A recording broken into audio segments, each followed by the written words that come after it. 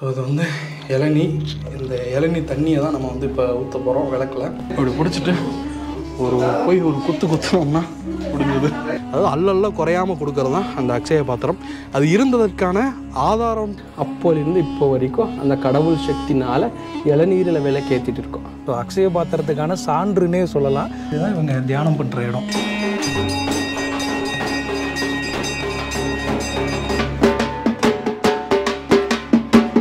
இந்த ஆசிரமத்தில் வந்து பார்த்திங்கன்னா ஒரு ஜீவ சமாதி இருக்குது.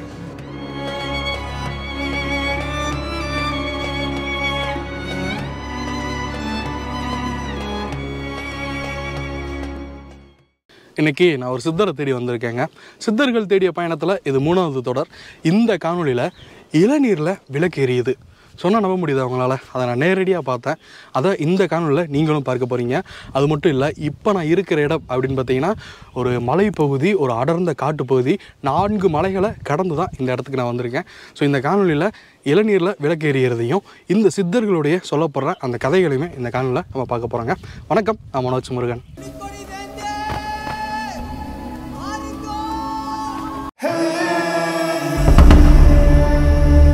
நாங்கள் போன பாதை மலைகள் சூழ்ந்து பசுமை நிறைஞ்ச ஒரு அழகான பாதை. எவ்வளவு அழகானதாக இருக்கோ அதே நேரம் அங்கே ஆபத்தும் அதிகமாகவே இருந்தது. ஏன்னா அது யானைகள் நடமாடுற பகுதி. அந்த இடத்துல அடிக்கடி யானைகள் அந்த இடத்த கிராஸ் பண்ணி போகுமாமா. நாங்கள் போகிற பாதை முழுவதுமே வனவிலங்குகள் நடமாடுற இடம்தான். நல்லா போயிட்டு இருந்த இந்த ரோட்டில் ஒரு வளைவு வந்தது. அங்கே தான் இந்த மாடுகள் மொத்தமாக கூட்டம் வச்சுட்டு இருந்தது. அதை பார்த்தவொடனே ஒரு செகண்டில் பயந்துட்டேன். நம்ம நேரத்துக்கு அங்கே மாடுகள் மட்டும்தான் இருந்தது, யானைகள் இல்லை அப்படின்ற ஒரு தைரியத்தோடு அந்த இடத்த தாண்டி பயணித்தோம். அப்படி போகும்போது தான் ஒரு ஒத்தையடி பாதை வந்தது. அந்த இடத்துல நம்ம மெதுவாக தான் போகணும். என்ன காரணம்னா அந்த இடத்துல ஒவ்வொரு வளைவுகள்லேயும் யானை நிற்கிறதுக்கு வாய்ப்புகள் அதிகமாகவே இருக்குது. என்ன காரணம்னா போகிற வழி முழுவதுமே யானையோட சாணங்கள் தான். இங்கே மட்டும் இல்லை, அந்த வழி முழுக்க யானையோட சாணங்கள் அதிகமாக இருந்தது. ஏன்னா அங்கே யானைகள் அதிகமாக இருக்குது. தார் ரோடு முடிஞ்ச உடனேயே ஒரு மண் ரோடு வந்தது. நம்ம ஒரு வழியாக திகிலான பாதையில், அதுவும் யானை காடுன்னு சொல்லக்கூடிய அந்த திகிலான பாதைகளை கடந்து 4 மலைகளை கடந்து தான் இந்த இடத்துக்கு நம்ம வந்திருக்கோம். கொஞ்சம் ரிஸ்க்கான இடமும் தான் இது. இன்றைக்கி வந்து பார்த்திங்கன்னா என் கூட என்னை அழைச்சிட்டு வந்தது யார் அப்படின்னு சொல்லி பார்த்தீங்கன்னா, வணக்கம் மலைக்காட்டு ராஜா. யானைக்காடு தங்களை அன்புடன் வரவில்லை, யானை பிதுக்காமல் இருந்தால் சரி நம்மள. ஸோ வரும்போது வந்து பார்த்திங்கன்னா நான் காமிச்சிருந்துருப்பேன். வரிசையாக யானை வந்து சாணம் போட்டு வச்சுருக்கு, ஃப்ரெஷ்ஷாக வேறு இருந்துச்சு. இவர் என்னை சொல்லி பயமுடித்து தான் கூப்பிட்டு வந்தார். நிறைய யானையெல்லாம் இங்கே சுற்றுதுங்க, பேட் லக் இருந்தால் பக்கத்தில் பார்த்துருவோம், குட் லக் இருந்தால் தூரத்தில் சொல்லி கூப்பிட்டு வந்தார். என்னன்னா இங்கே பாருங்க இதுவுமே குட் லக்கு தான். தப்பு சிரிச்சு நைட்டோ காலங்காத்தாலே இறங்கியிருக்காப்புல. இங்கே பாருங்க, சாம்பிள் பாருங்க வாங்க. ஓஹோ, யானையெல்லாம் சுத்து கிடக்கும் அப்படின்னு எவ்வளோ ஃப்ரெஷ்ஷாக இருக்குன்னு பாருங்க. ஒன்றும் நைட்டு இல்லைனா காலையில், அவ்வளோதான். ஓ, இப்போ தான் வந்திருக்கேன். ஆமாம், அவர் இப்போ எங்கேயாவது 100 அடியில் தான் இருப்பாப்புல பக்கத்தில். யூஸ்வலாகவே நம்ம யானை என்ன நினச்சிரோம்னா வந்துட்டு போயிருக்கு, உள்ளே காட்டுக்குள்ளே போயிருக்குன்னு நினைப்போம். அப்படிலாம் கிடையாது. ஏன்னா அதோட தண்ணி தேவைக்கு எங்கே நியரஸ்ட்டில் இருக்குதோ அதுலேருந்து ஒரு 100 மீட்டர் தான் உள்ளே இருக்கும், 200 மீட்டர் தான் உள்ளே இருக்கும். பட் என்னென்னா சத்தமாக கமக்கமாக அதோட வேலையை பார்த்துட்டு போயிட்டு இருக்கோம், அவ்வளோதான். நம்ம நடுக்காட்டுக்கு ஓடிச்சுலாம் நம்பிடாதீங்க. ஸோ இங்கே வந்து யானை இந்த இடத்துல, இப்போ நாங்கள் நிற்கிற இந்த இடத்துல வந்து யானை வந்திருக்கு. ரொம்பலாம் இல்லை, ஒரு 12 மணி நேரத்துக்கு முன்னாடி வந்துட்டு போயிருந்துருக்கு. ஸோ இதுதான் கோவில் உள்ளே போகிற வழிங்க. ஸோ அங்கே தெரியுதுல, அதுதான் வந்து அந்த குகை இருக்குது. அங்கே பின்னாடி மலை இருக்குல்ல, அந்த மலைக்குள்ளே தான் நம்ம போகணும். அதுக்கு முன்னாடி ஒரு கோவில் மாதிரி ஒரு அமைப்பை வந்து கட்டி வச்சுருந்துருக்காங்க. ஃபுல்லாக காடு மலை தான். இப்போ நம்ம இருக்கிறதே மலைக்கு மேலே தான். மலை தானே நான் இது? ஆமாம், இது மலையோட நடுக்காடுன்னு வச்சுக்கோங்களேன். நடுக்காட்டு மலை. ஸோ இந்த இடத்துல வந்து இளநியை ஊற்றி விளக்கரிக்கிறாங்கன்னு சொன்னால் அது கேட்குறதுக்கே ஆச்சரியமாக தான் இருக்குது. அவர் தான் சொன்னார், இந்த மாதிரி ஒரு இடம் இருக்குது, நம்ம போகலாம் அப்படின்னு சொல்லி திடீர்னு சொன்னார். நேற்று நைட்டு சொன்னார், இன்றைக்கி காலையில் நாங்கள் கிளம்பி அதான் கருப்பு சட்டை, அதுதான் பிளான் இல்லாதனால கிளம்பி வந்துட்டோம். ஸோ உள்ள போகலாம்.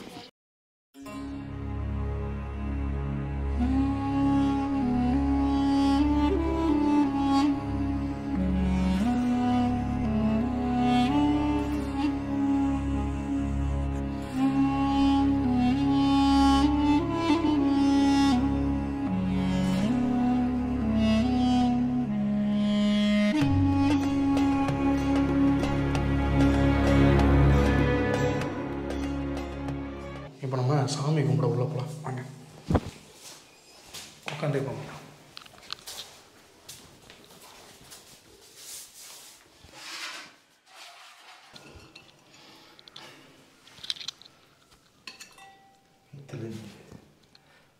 தலைமுடியை தூக்கம் தூக்கம்.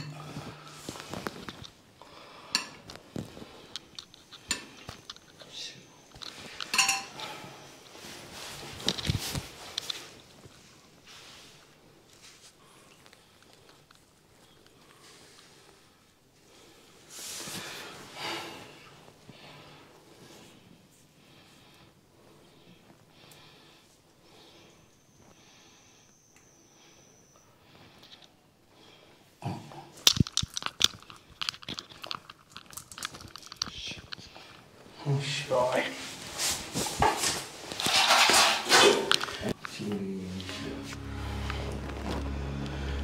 அது வந்து இளநீ. இந்த இளநீ தண்ணியை தான் நம்ம வந்து இப்போ ஊற்ற போகிறோம் விளக்கில்.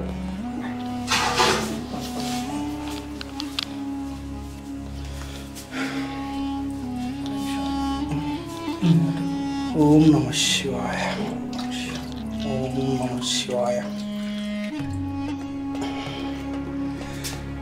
இளநீ தண்ணி ஊற்றியாச்சு, அதனால் விளக்கு எரிஞ்சிட்ருக்கு. இது ஃபுல்லாகவே இளநீ தண்ணி மட்டும்தான் இருக்குது, எண்ணெய் எதுவுமே கிடையாது. காலையிலேருந்து பக்தர்கள் நிறையா வந்து பயன்படுத்தியிருக்காங்க. ஆமாம், நிறைய பேர் வந்து வாங்கிட்டு வந்துருந்துருக்காங்க. அதை வந்து இதில் வந்து ஊற்றி வந்துருக்காங்க. இங்கே வந்து இறைவன் இருக்காரு. ஓம் நம சிவாய.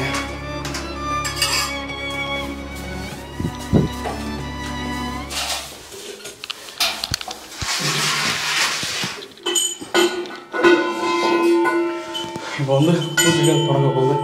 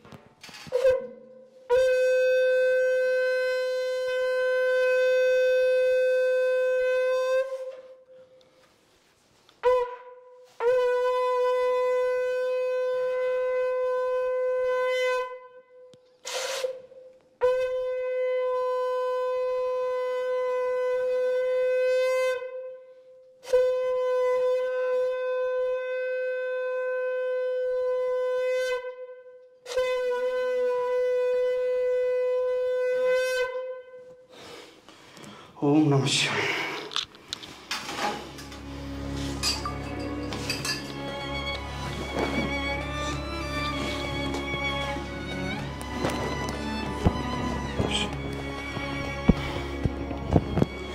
ஸோ இதுதான் அந்த இளநீரில் விளக்கு எரிக்கக்கூடிய அந்த கோவில். வந்து ஒரு குகைக்குள்ளே தான் வந்து பார்த்திங்கன்னா இறைவனை வச்சுருந்துருக்காங்க.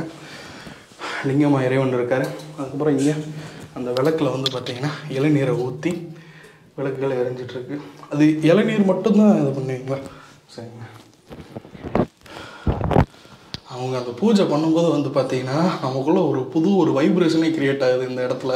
அது இளநீ 지금까지 ಬೆಳಿಗ್ಗೆ ನೋಡಿ ಬೆಳಿಗ್ಗೆ கலக்கணுமா? கலக்கி நோக்க வேண்டியது. நீங்கள் அதை கலக்கி கூட பாருங்கன்னு சொல்கிறேன். கை வச்சு கலக்கி கூட பாருங்க. நம்ம கன்னடம் தெரியாது, அவர் வந்து அதை கலக்கி பாருங்க அப்படின்னு. பார்க்கலாங்களா? இருங்க bro. சின்ன கிளாஸ் சின்ன கிளாஸ் இந்த பக்கம் இருக்கு பாருங்க.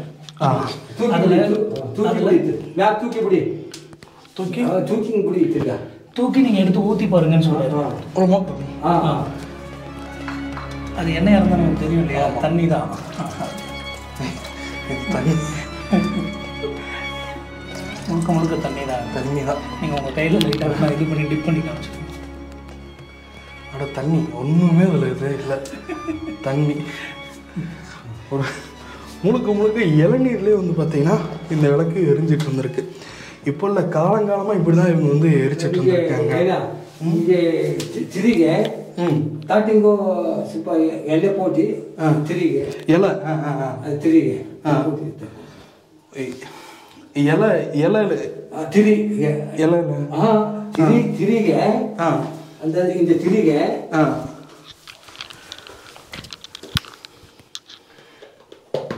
திரிகை இது இங்கே எத்தனை எண்ணெய் போட்டு இங்கே மாதிரி இதுதான். ஸோ அந்த எண்ணெய் பயன்படுத்துகிறாங்க. அதனால படபட அந்த ஒரு செகண்ட் மட்டும், அதனால தான் அந்த படபடன்னு மற்ற நேரம் தண்ணியில் எரியுது. ತಣ್ಣೀರು ತುಂಬ ನಲ್ಲ ಇದ್ದು ತಣ್ಣಿದ್ರೆ ಜರನು ಹೊರದು ಚಳಿ ಇದ್ರೆ ಪಟ್ ಪಟ್ ಪಟ್ ಬಟ್ ಬಟ್ ಪಟ್ ಪಟ್ ಸೌಂಡ್ ಹೊರದು அது திரியில மட்டும் எண்ணெய் லைட்டாக பயன்படுத்துறாங்க போட்டி வச்சதுக்காக. ஸோ அந்த திரி வந்து நிற்க வச்சு அதை பற்ற வைக்கிறதுக்காக வந்து பார்த்தீங்கன்னா இந்த திரியில் எண்ணெயை தடவி தான் அங்கே வைக்கிறாங்க. ஆனால் அது எரியறது என்ன அப்படின்னு சொல்லி பார்த்தீங்கன்னா இளநீரில் மட்டும்தான் அது எரிஞ்சிட்ருக்கு. அதுதான் இங்கே அதிசயமும் கூட. ஓம் நம சிவாய. அங்கே மட்டும் போய்க்கு பண்ணி மேக்கே மேலே ஆசிரமம் ಆಶ್ರಮದಲ್ಲಿ ಎಲ್ಲ ಇದೆ தெரியும். ಹಂಗೆ ಹಂಗೆಲ್ಲ ತಮಿಳಲ್ಲಿ ಸಾಂಘಿಕರು ಎಲ್ಲ மேலே இருக்கு. ಮೇಲೆ ಇರೋಲ್ಲ. சரி சரி. ಇದು ಪತಿ மேலே பெட்டிದೆ பெட்டு. நான் வந்திருக்கேன். நான் 4வது தடவை நான் வர்றது. சரி சரி. ஸோ இங்கே வந்து மேலே வந்து ஒரு ஆசிரமம் இருக்குது, நூறுந்து சுவாமி ஆசிரமம் அப்படின்னு சொல்லி. அங்கே போனோம்னா இதோட கதைகள் வந்து இன்னும் நிறையா தெரியும் அப்படின்னு சொல்லி அவர் சொல்கிறாரு. இது நீங்கள் தான் பார்த்துட்ருக்கீங்களா கோவை? மெயின்டெனன்ஸ் அவர் தான் வந்து இங்கே ஃபுல்லாக மெயின்டைன் பண்ணிகிட்டு இருக்காரு. எந்த ஊர் நீங்கள்? இங்கே அது மலை அதான் இப்போ நம்ம போகிற ஆசிரமம் இருக்கு இல்லையா? ஆமாம், பக்கத்தில் எத்தனை தலைமுறையாக இதை பண்ணிகிட்டு இருக்கு? இது எங்கள் அப்பா. இப்போ மேலே எத்தனை பேரோட ஜீவசமாதி இருக்குது? ಜೀವಸಮಾಧಿ ಒಂದು ಸಮಾಧಿ ಜೀವಸಮಾಧಿ ತಿರ್ಗಾ ಒಂದು 13 ಸಮಾಧಿ ಇದೆ. ಜೀವಸಮಾಧಿ ಒಂದೇ ನಿಜ ಇದು ಒಂದೇ ಜೀವಸಮಾಧಿ. ಸ್ವಾಮಿ ಇದ್ರಲ್ಲ ಇದು ಒಂದೇ ಜೀವಸಮಾಧಿ. நூறுந்து சாமியோட ஜீவசமாதி இதுதான். ಇತ್ತಲ್ಲ ಇದು ತಪ ಮಾಡಿದ ಎಡೆ ಇದು ಜ್ಞಾನ ಮಾಡಿದ ಎಡೆ ಇದು ಜ್ಞಾನ ಮಾಡಿ ವಾಸ ಮಾಡಿದ ಎಡೆ ಇದು இது ಸ್ವಾಮಿ ಇಂಗ್ತಾ இங்கதான் இருக்கு. ಇಂಗ್ತಾ ಸ್ವಾಮಿ ಇದ್ದಿದ್ದು அங்கே ಹೋಗಿ ಜೀವ ಸಮಾಧಿ ಆಗಿದ್ದು. அதாவது நம்ம இமயகிரி சித்தர் குகை வந்து போயிருந்திருப்போம். அதுவும் கிட்டத்தட்ட இதே மாதிரி தான் இருக்கும். நம்ம கீழே படுத்துட்டு உள்ளே வர மாதிரி இருக்கும். ஆனால் இந்த இடத்துல கொஞ்சம் உயரமாக தான் இருக்குது. அதனால் குனிஞ்சு நம்ம உள்ளே வந்தாலே போதும். இமயகிரி சித்தர் வந்து என்ன அந்த குகையில் வந்து தவம் மட்டும்தான் பண்ணியிருந்திருப்பாரு. அது அவருடைய சமாதியோ இல்லை வேறு எந்த இடமுமே கிடையாது. அதே மாதிரி நூறந்து சாமிகள் வந்து பார்த்திங்கன்னா இங்கே வந்து தவம் பண்ணியிருந்திருக்காரு. அதற்காகத்தான் இங்கே வந்து லிங்க வழிபாடு இப்போது இருக்குது. இன்னொரு விடயம் என்னென்னா, இந்த இளநீர் விளக்கு வந்து பார்த்திங்கன்னா அவரோட காலத்திலிருந்தே இங்கே தொன்று தொட்டு வரதாகவும் சொல்லப்படுது. ஸோ இந்த நூறந்து சுவாமிகள்னால் யார், இந்த பெயருக்கான அர்த்தம் என்ன, எதற்காக இங்கே இவ்வளோ பெரிய வழிபாடு நடந்துட்டுருக்கு அப்படின்றத ஒரு சின்ன வரலாறாக நம்ம பார்க்கலாம். ஐயா, இது யாரோ தவறு செஞ்ச இடம், இதை பற்றின வரலாறு. நீங்கள் எத்தனை வருஷமாக இங்கே இருக்கீங்க ஐயா? நாங்கள் 20 வருஷம் இருக்குது. அவங்க அப்பா நானும் செய்கிறோம். முன்னே அவங்க இங்கே தவா செஞ்ச இடம் நூறந்து சுவாமி தவா செஞ்ச இடம். தவா செஞ்சு அங்கே போய் மரத்தில் அங்கே எல்லாம் காலி ஆகிட்டாங்க. மரத்தில் அங்கே இருக்கிறவங்க போய் பாருங்க. நூறந்து சாமின்னு பேர் அவங்களுக்கு. நூறந்து சாமி பேர் அவங்க இருக்காங்க. எவ்வளோ வருஷத்துக்கு முன்னாடி இருந்தார்? இதை எனக்கு தெரியாது ஐயா. இப்போ எந்த வருஷத்தில் இருந்தாரோ தெரியாது. நாங்கள் 20-30 வருஷத்துலேருந்து இங்கே அவங்க அப்பா நான் செய்கிறோம். அவங்க அப்பா இதாகி போயிட்டான். மகன் வந்துக்கிறேன் இப்போ அவன் வந்துக்கிறேன். அது இளநீல விளக்கறியது, அது எப்போ இருந்து நீங்கள் பண்ணுறீங்க இளநீல விளக்கறியது? அதை அடித்து கொடுக்குறேன், கொஞ்சம் ஊற்றுறாங்க. அது நீங்கள் எப்படி கண்டுபிடிச்சிங்க அதை? அது அந்த காலத்துலேருந்து சொல்கிற அவங்க அப்பா இருந்தா அந்த காலத்துலேருந்து அவங்க தண்ணி ஊற்றணும்.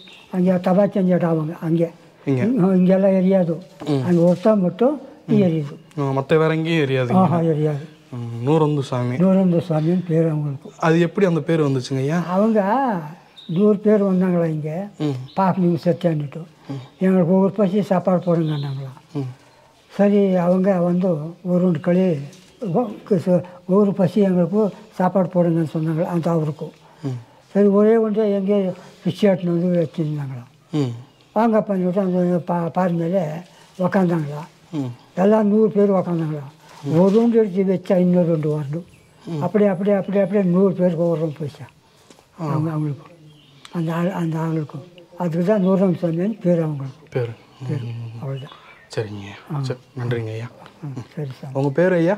மல்லப்பா. மல்லப்பா. தமிழ்நாடா நீங்கள்? தமிழ்நாடு தான். சரி, நன்றிங்க.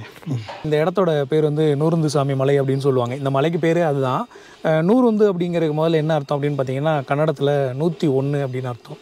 அதாவது இங்கே என்ன ஒரு விஷயம் சொல்லப்படுது கதையா அப்படின்னு பார்த்தீங்கன்னா 100 பேர் வந்து சாப்பாட்டுக்காக இந்த பக்கம் கிராஸ் ஆகி வரும்போது இந்த நூறுந்து சாமின்னு சொல்லப்படுறவர் தான் இங்கே இருந்திருக்காரு. ஒரே ஒரு கலிவுருண்டை தான் அவரே யாசகம் வாங்கிட்டு வந்து வச்சுருந்ததாக சொல்லப்படுது.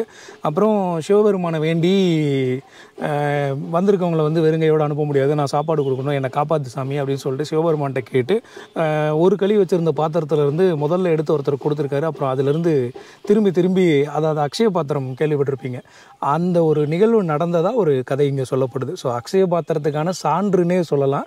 பட் இது அதிகாரப்பூர்வ சான்றான்னு கேட்டிங்கன்னா கிடையாது. இது வந்து ஒரு இந்த கோயிலை நோக்கி சொல்லப்படுற கதைகளில் ஒன்று.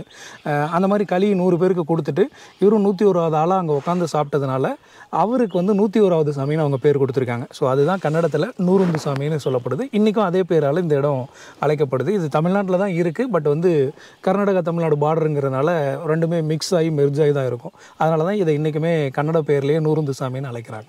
அதாவது இங்கே சொல்லப்படுற இந்த கதைகள்ல இருந்து நமக்கு ஒரு விஷயம் வந்து புலப்படுது. அக்ஷய பாத்திரம் அப்படின்ற ஒரு விடயம். அக்ஷய பாத்திரம்னா என்னென்னா அல்லல்ல குறையாமல் வரக்கூடிய பாத்திரம் தான் அக்ஷய பாத்திரம். இன்னும் உங்களுக்கு நான் தெளிவாக சொல்லணுன்னா ஜோதிகாவும் அவங்க யார் ரேவதியும் ஒரு படம் நடிச்சிருந்துருப்பாங்க ஜாக்பாட் அப்படின்னு சொல்லி. அந்த படத்தில் வந்து பார்த்திங்கன்னா அக்ஷய பாத்திரத்தை காமிச்சிருந்துருப்பாங்க. அதில் வந்து எதை போட்டாலும் அதை வந்து மடங்கு பெருகிக்கிட்டே இருக்கும் அந்த அக்ஷய பாத்திரம் அப்படின்றது. அதுலேருந்து இவங்க சொல்லக்கூடிய இந்த நூறந்து சித்தர் அப்படின்றவர் அதுலேருந்து அந்த களிகளை எடுத்து கொடுத்துக்கிட்டே இருந்திருக்காரு அப்படின்னு சொல்கிறாங்க. அதாவது அல்லல்ல குறையாமல் கொடுக்கறது தான் அந்த அக்ஷய பாத்திரம். அது இருந்ததற்கான ஆதார கதைன்னு தான் நம்ம சொல்ல முடியும். வரலாற்று ரீதியாக பார்க்கும்போது நமக்கு இதற்கான ஆதாரங்கள் எதுவுமே கிடையாது. ஸோ இப்போ நம்ம பூஜை பண்ணிகிட்டு இருக்கும்போது ஒரு சத்தம் கேட்டது வந்து பார்த்திங்கன்னா அந்த வந்து ட்ரம் அடிச்சிட்டு இருந்தார்ல, இப்போ திருப்பி அவர் அதை அடிக்கிறேன்னு சொல்லியிருக்காரு பாருங்க.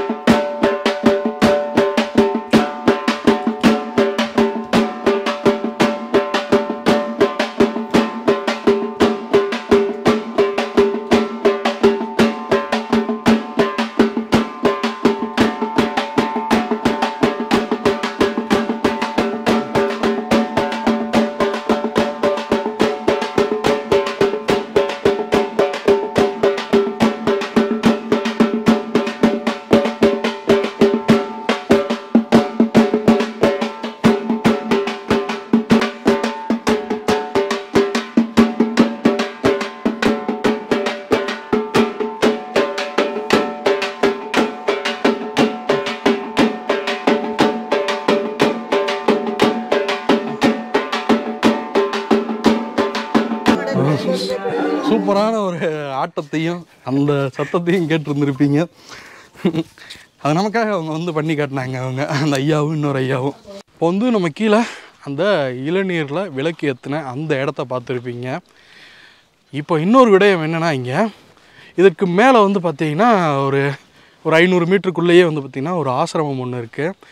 அண்ணன் தான் சொன்னார் இந்த மாதிரி மேலே வந்து ஒரு ஆசிரமம் இருக்குது, அங்கேயும் போகலாம் அப்படின்னு சொல்லிட்டு. இப்போ அங்கே தான் போயிட்டுருக்கோம். இப்போ நம்ம ஆசிரமம் கிட்ட வந்தாச்சு. இதாண்ணா? ஆமாம் ப்ரோ.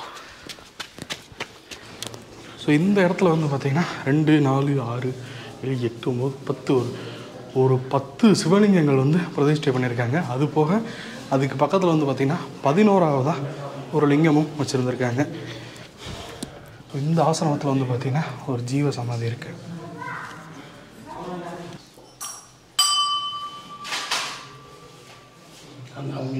அதான் வழிவிட்டு வாங்க.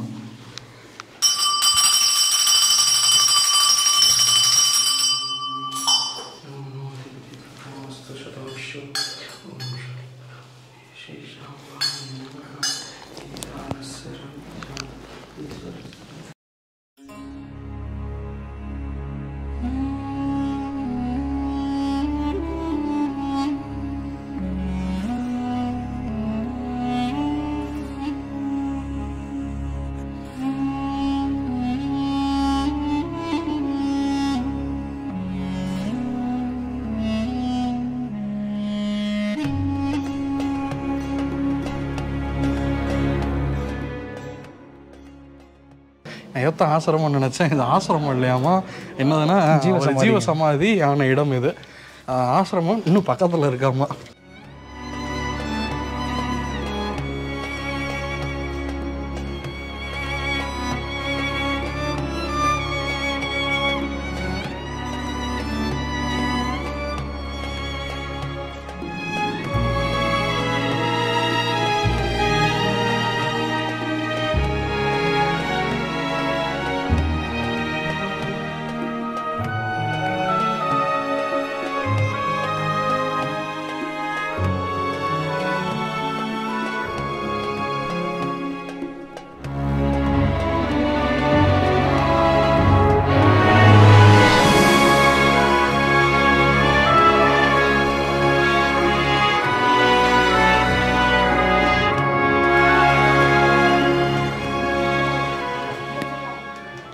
இதுதான் இவங்க தியானம் பண்ணுற இடம். இப்போ இருக்கிறவங்களும் இங்கேயே உட்காந்து தான் தியானம் பண்ணுறாங்க. இங்கே அவர் ஆரம்பித்து வச்சது, இந்த இடத்துல தியானம் பண்ண ஆரம்பித்தது, அது அப்படியே வாழையடி வாழையாக இவங்க அப்படியே அடுத்தடுத்து பண்ண ஆரம்பிக்கிறாங்க. இப்போ இவர் தான் இங்கே உட்காந்து தியானம் பண்ணுறதுக்கு இப்போதைய நபர் மடாதிபதியாக இருக்காரு. ஸோ இங்கே தான் வந்து பார்த்தீங்கன்னா வரலாம் பாருங்கள். ஏன்னா நம்மளுக்கு லைஃப்ல முதல்ல சான்ஸ் கிடைக்கணும், வந்து பார்த்துட்டே போயிடும். இல்லை பாருங்கள், விருப்பம் நம்ம விருப்பம் நம்ம கேட்குறோம். இப்போ நான் வந்து பார்த்திங்கன்னா அந்த நூறந்து சுவாமிகள் தியானம் பண்ண இடத்துல தான் இருக்கேன்.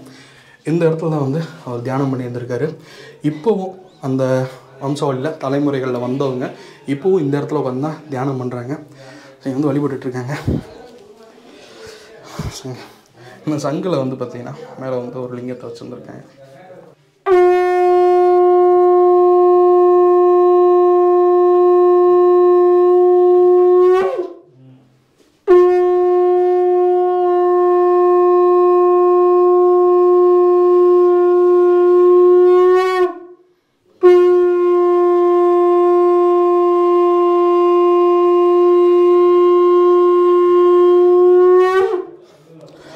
ஓம் நம சிவாய்.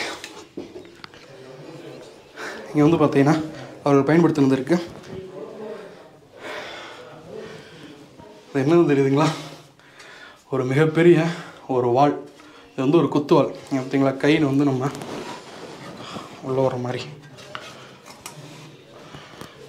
இந்த போருக்கெலாம் போவாங்களே, அப்போ தங்களோட கைகளில் இதை மாட்டிக்கிட்டு தான் அவங்க போர் பண்ணுவாங்க. இது யாரோடது, இது எப்படி இங்கே வந்துச்சு அப்படின்றதுக்கான ஒரு சின்ன வரலாற்று தகவலும் இங்கே இருக்குது. அதான் சொல்கிறேன். இது ஒரு காவல் தெய்வம்னு நினைக்கிறேன். இங்கே ஒரு செப்பு பட்டயத்தில் அவரை வந்து இது பண்ணியிருக்காங்க. ரொம்ப பழைய சிலைகள் இதெல்லாம். அதே மேலே சிவபிரம்மா சிவன் வந்து அவரோட முகம் காட்டிட்டு இந்த இடத்துல அவர்கிட்ட வச்சுருந்துருக்காங்க. மிக ஒரு அருமையான இடம், அமைதியான இடம். இந்த வாள் வந்து பார்த்தீங்கன்னா இங்கே ஆசிரமத்தில் இருக்குது. இது வந்து நம்ம முன்னாடியே சொன்ன மாதிரி மைசூர் மகாராஜா வந்து இந்த வாளை வந்து கொடுத்துருந்துருக்காரு. எதற்காக கொடுத்துருப்பாரு அப்படின்னா, நீங்கள் காந்தாரா படம் பார்த்துருப்பீங்க. அதில் வந்து மன்னர் வந்து தன்னோட நிம்மதி வேணும் அப்படின்னு சொல்லி தேடி போவார். அந்த இடத்துல தன்னோட வாளை கொடுத்து, இது என்னோடய ராஜ்யம், இதை வந்து நான் இறைவனுக்கு கொடுக்குறேன், எனக்கு வந்து நிம்மதியை கொடு அப்படின்னு சொல்லி அதில் ஒரு கதை வரும் அதில். ஸோ ஒருவேளை அந்த மாதிரி இது இருந்திருக்கலாம். இல்லைனா இவங்களோட தற்காப்புக்காக இவர் கொடுத்துருந்துருக்கலாம் மைசூர் மகாராஜா. ரொம்ப பழமையானவர். இது வந்து குத்துவாள், நம்மளோட கை தான் நம்ம உள்ளே விட்டு பண்ணுற மாதிரி இருக்கும். அவ்வளோதான். அப்படி பிடிச்சிட்டு போய் ஒரு குத்துனோம்னா முடிஞ்சது. நீங்க இளநீர் கோயில் பார்த்துட்டு வந்தீங்களே, அது மூல சந்நிதி. 12ஆம் நூற்றாண்டுல இந்த கர்நாடகத்தில் பஸ்வ கல்யாணம் பார்த்துருக்கீங்களா? அங்கிருந்து வந்தவங்க இவங்க. ஃபர்ஸ்ட் இது இளநீர்ல விளக்கேறல, தண்ணியில தான் விளக்கேறிட்டு இருந்தது. எப்படின்னா, கீழே ஒரு கபில தீர்த்த ஒரு குளம் இருக்கு. அது சூரியன் வெளிச்சம் இல்லாத ஒரு குகை. அது நீங்க பாத்தீங்கன்னா இந்த பக்கம் தான் வாசல்படி இருக்குது. சூரிய உதிக்கிறது இந்த பக்கம், போறது இந்த பக்கம். ஆனா வாசல்படி இருக்கிறது இந்த பக்கம். அந்த குகைக்கு சூரியன் வெளிச்சம் இல்லாம இருக்குது. அதனால அவங்களுக்கு வெளிச்சம் வேணும். அப்போ அந்த 850 வருஷம் 900 வருஷத்துக்கு முன்னாடி இந்த காட்டுல என்ன கிடைக்கும்? ஒன்றும் கிடைக்காது.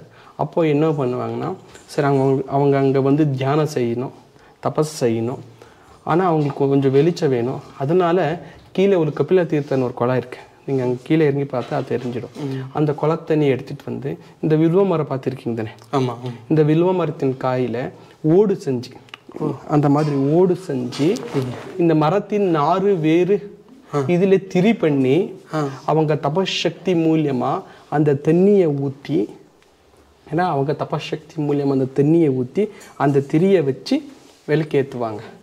அது பிரகாசமாக எரியும். அவங்க சக்தியினால பிரகாசமாக எரியும் அந்த விளக்கு. அந்த வெளிச்சத்துக்காக தான் அந்த ஃபஸ்ட்டு அவங்க அந்த தண்ணியில் விளக்கேற்றினது. அது காலப்போக்கில் என்ன ஆச்சுன்னா, ஒரு 5 தலைமுறை சுவாமிஜி கழிச்சது. இப்போ இந்த மடத்துக்கு நாங்கள் 13வது தலைமுறை சுவாமிஜி. எங்கள் பேர் சதாசிவ சுவாமிகள்னு. இந்த நூறாவது சுவாமி மடத்தின் 13வது மடாதிபதி. அப்போது என்ன ஆகுனா, ஒரு 5 தலைமுறை மடாதிபதி வருவாங்க. ஆன பிறகு இங்கே இருக்கிற மடம் அந்த கோவில் இங்கே இருக்கிற லோக்கல் ஜனங்களுக்கு அது தெரிய வந்தது. இந்த மாதிரி காட்டுக்குள்ளே இந்த மாதிரி மடம் இருக்குது, இந்த மாதிரி கோயில் இருக்குது, இவ்வளோ சக்தி வாய்ந்தது, இப்படி தண்ணியில் விளக்கு எறிஞ்சிட்டு இருக்கா, பார்க்கலான்னுட்டு எல்லாம் நடந்து தான் வரணும், நடந்து போகணும். இப்போது எங்களுக்கு ரோடு வசதி கம்மி தான். அப்போது உங்களுக்கு தாரோடு எண்டாகுமே, அந்த இடத்துல நடந்தே வர்றதுக்கு வழி இருக்குது. அப்போது என்ன பண்ணுவாங்கன்னா, அங்கிருந்து எல்லாரும் நடந்தே வந்து அந்த குளத்தாண்டி வந்து தான் கோயிலாண்டே வரணும். ஏன்னா அந்த குளத்தாண்டு வந்து தான் கோயிலாண்டே வரணும். அப்போ என்ன பண்ணுவாங்கன்னா, ஜனங்க யார் ஒரு கோயிலுக்கு போனோன்னா கால் கழுவுறது, கை கழுவுறது, மூஞ்சி கழுவுறது ஒரு வாடிக்கை. அப்போ என்ன பண்ணுவாங்கன்னா, கால் கை மூஞ்சியில் கழுவி அந்த குளத்தை அசுத்தம் பண்ணிட்டாங்க. அசுத்தம் பண்ண பிறகு எங்கள் முன்னோர்கள் என்ன செஞ்சாங்க, அப்போ தேங்காய் மரம் எல்லாம் தெரிய வந்தது. அப்போ என்ன பண்ணாங்க, இளநீரில் விளக்கேற்றலாம்.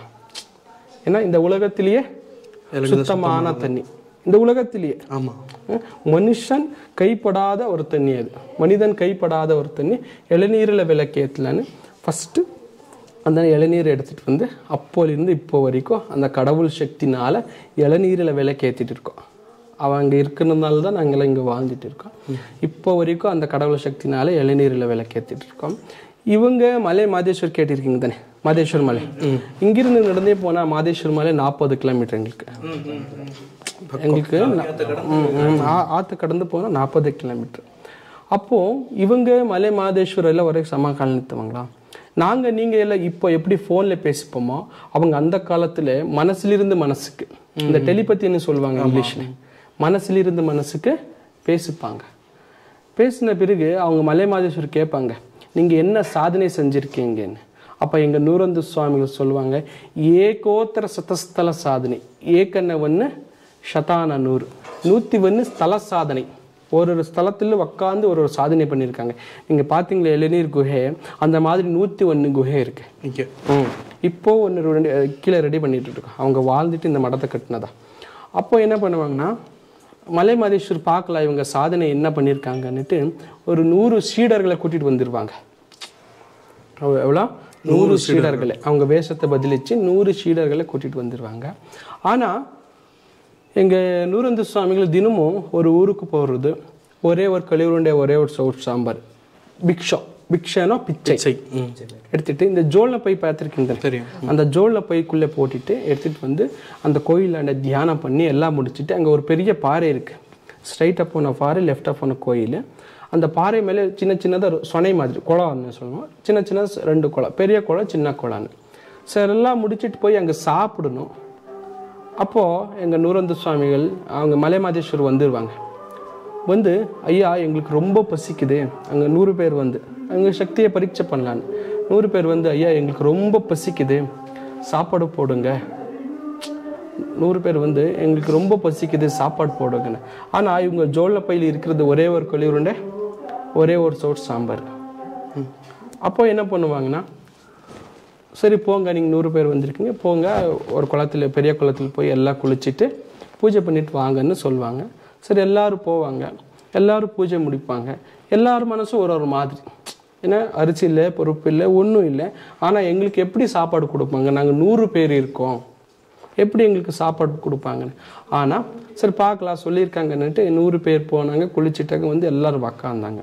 உக்காந்த பிறகு இந்த ஜோல்ன பை இருந்தது, அந்த ஜோல்ன பையை அக்ஷய பாத்திரையாக மாற்றுவாங்க. அக்ஷய பாத்திரைனா ஒரு களிருண்டை எடுத்தா இன்னொரு குள்ளண்டே அது இப்படியே 100 பேருக்கு ஊட்டி அதில் ஒருத்தர் ஐயா நீங்களும் உக்காருங்க, நீங்களும் உக்காருங்க, அவங்க மனசு உங்களுக்கு இருக்கோ இல்லையோ. ஸோ அதில் அவங்களும் எடுத்து உக்காந்தாங்க. அவங்களுக்கும் ஒரே ஒரு களி உருண்டை ஒரே ஒரு சாம்பார் இருந்து அவங்களும் எடுத்துகிட்டு உக்காந்தாங்க. உக்காந்த பிறகு எல்லோரும் சாப்பிட்டுட்டு இருக்காங்க. திருப்பி ஒருத்தர் மனசு வரணும், இப்போ நாங்கள் ரைஸ் போட்டுட்டோம், திருப்பி சாதம் வேணும், காலி ஆகிடுச்சு, திருப்பி அந்த களி காலி ஆகிடுச்சு, திருப்பி எங்களுக்கு என்ன கொடுப்பாங்க பசி என்ன. ஆனால் இது வீட்டில் நார்மலாக செஞ்சு போட்டு இருந்தால் காலாயிட்டு இருக்கும். ஆனால் இது அக்ஷய பாத்திரத்தில் வந்த களி, அந்த களி முறிக்க முறிக்க முறிக்க அந்த களி உருண்டை அப்படியே இருக்க இவங்க வயிறு மட்டும் நிறைஞ்சிடுச்சு. எவ்வளோ சாப்பிட்டாலும் வயிறு நிறைஞ்சு சாப்பிட முடியல, குறையவே இல்லை. அந்த களி மட்டும் அப்படியே இருக்கு. இப்போ மலைமாதேஸ்வர் அவங்க ரூபத்தை காட்டி உங்களை நாங்கள் டெஸ்ட் பண்ணது பரீட்சை செஞ்சது தப்பாயிடுச்சு, எங்கள் 100 பேரும் உங்களும் சேர்த்து உங்கள் பேர் நூறந்து சுவாமிகள் ஆகட்டும்னு பேர் கொடுப்பாங்க. இங்கே நூறந்து மலை இல்லை, நூறந்து லிங்கம் இல்லை.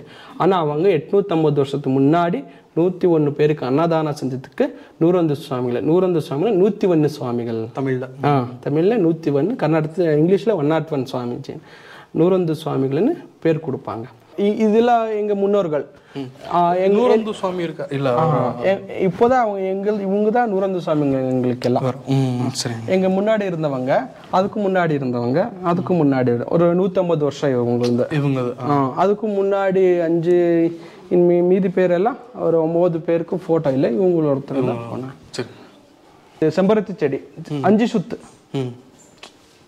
1 சுத்து 2 சுத்தெல்லாம் வருது, இது 5 சுத்து பாருங்க. அந்த பூ ஒரே ஒரு பூ.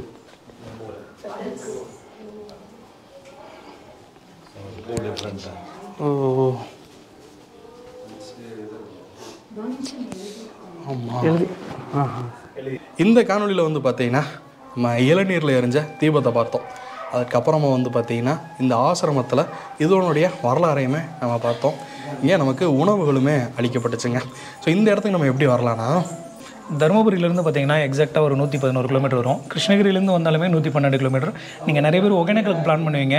ஒகேனக்கல்லேருந்து கரெக்டாக இந்த இடத்துக்கு நீங்கள் ஆவரேஜாக பிளான் பண்ணிங்க அப்படின்னா அஞ்சட்டி அப்படிங்கிற ஒரு ஸ்பாட்டுக்கு வந்துட்டு அங்கேருந்து நீங்கள் கேட்டிங்கன்னாவே சொல்லிவிடுவாங்க நூறந்துசாமி மலைக்கு. ஸோ ஒகேனக்கல் வர்றவங்க இன்னும் ஒரு ½ டே உங்களுக்கு எக்ஸ்ட்ரா இருக்குது, இல்லை 1 டே எக்ஸ்ட்ரா இருக்குன்னா கண்டிப்பாக நீங்கள் ட்ரை பண்ண வேண்டிய இடத்துல இந்த நூறந்துசாமி மலையை வச்சுக்கோங்க. ஒகேனக்கலுக்கு ஒரு 40 கிலோமீட்டரில் தான் இருக்குது. ஸோ அது மட்டும் இல்லை, நீங்கள் இங்கே உள்ளே வர மாதிரி இருந்துச்சுன்னா காலையில் 7 மணிலேருந்து சாயங்காலம் 4 மணிக்குள்ளே வந்துட்டு நீங்கள் வெளியில் போயிடணும். ஏன்னா இங்கே வந்து யானைகள் அதிகமாக நடமாடுற பகுதியும் கூட. நீங்கள் வரும்போதே பார்த்துருப்பீங்க, நிறையா யானைகளோட அந்த சாணம்லாம் இருந்துச்சு. இந்த காணொலியில் இவ்வளோ விடயங்களை நீங்கள் தெரிஞ்சிருப்பீங்க நான் நம்புகிறேன். ஸோ மீண்டும் ஒரு வரலாற்று காணொலியோ இல்லை சுவாரஸ்யமான ஒரு சித்தர் காணொலியில் உங்களை வந்து நான் சந்திக்கிறேன். தமிழால் உறவாகவும் தமிழால் உரமாகும்னு சொல்லி இந்த காணொலியை முடிச்சுக்கிறேன். நன்றி.